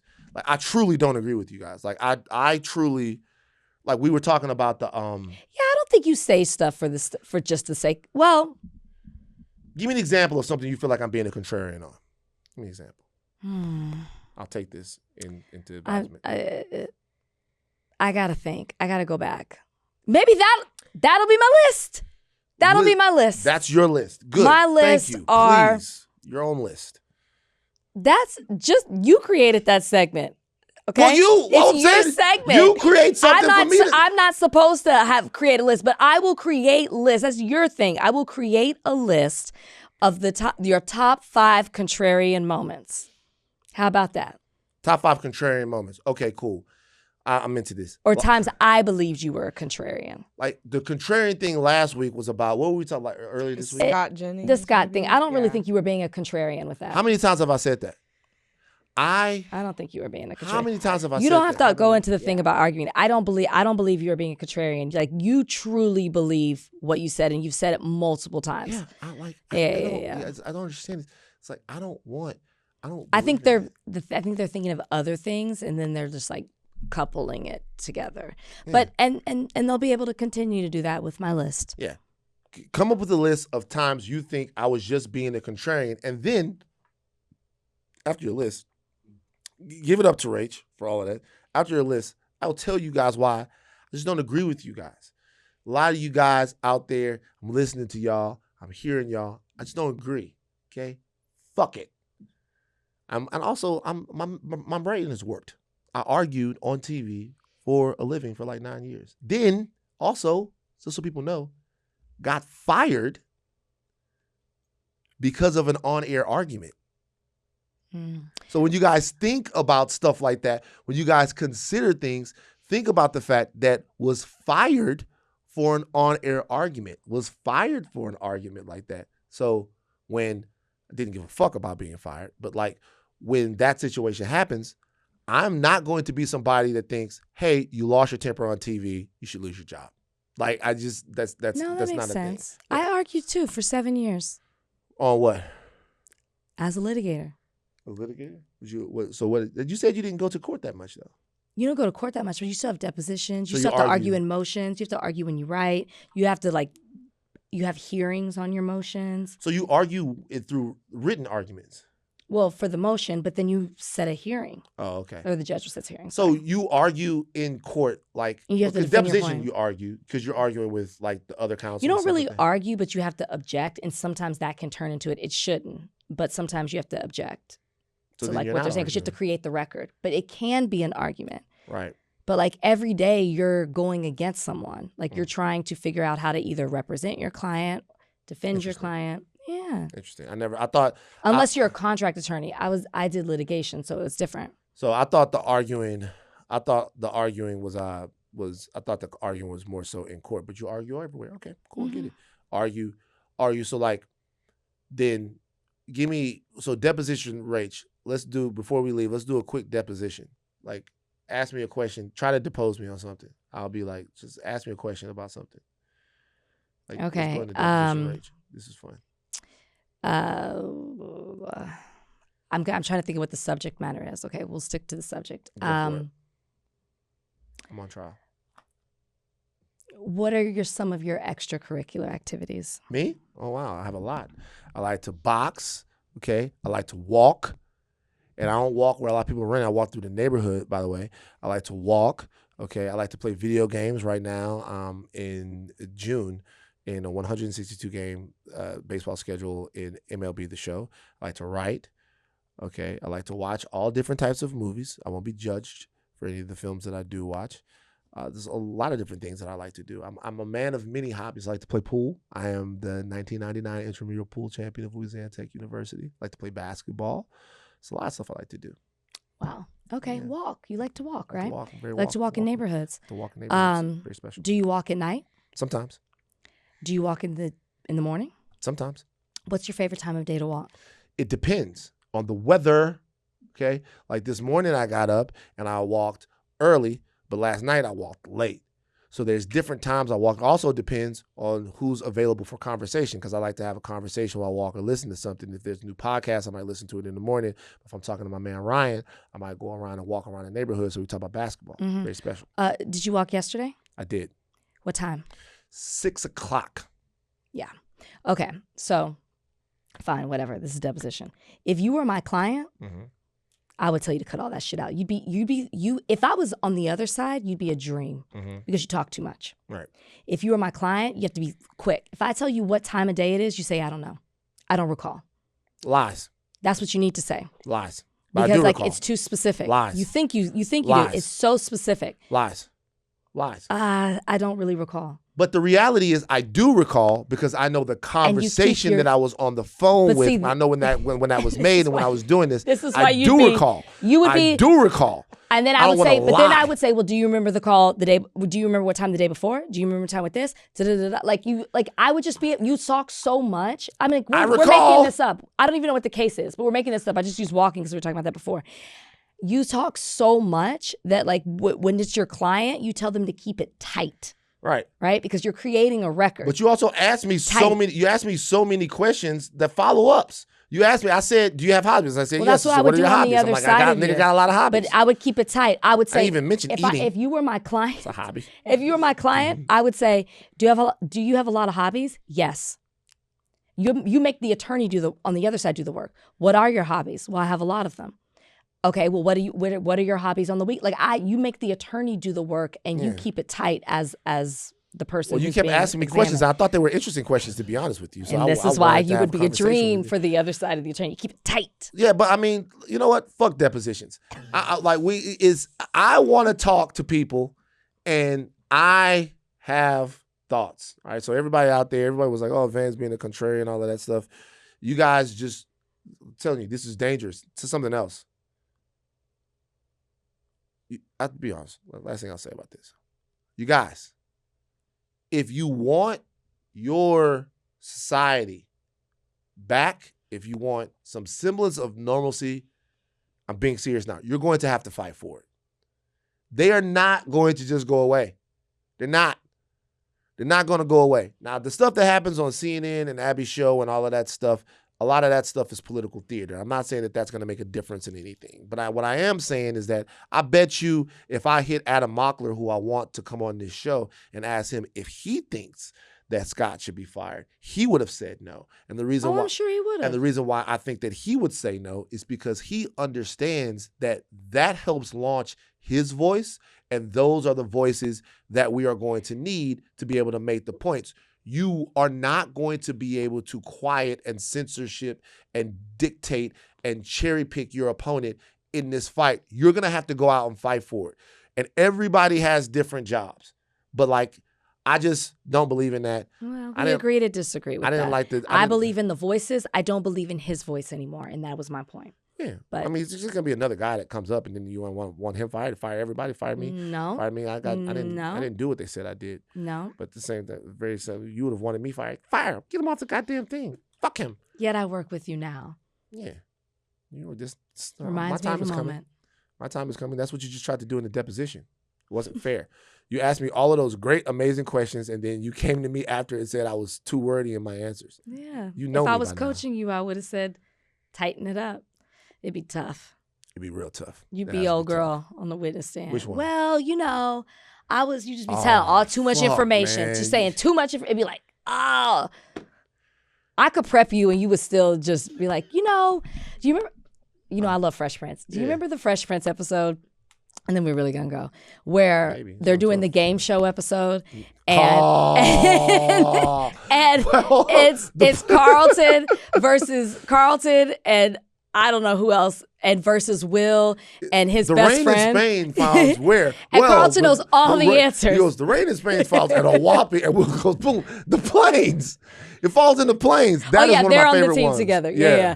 They're on the team together, and it's their friend or whatever. But Carlton just can't say the answer. He's got to let everybody know how he came to the answer and why that's the answer. That would be you. I'm a podcaster. And let me tell you why. Come up with segments. Let's go. All right, bye. Take thin caps off, but do not stop learning. Haters. I'm Rachel Lindsay. Goodbye.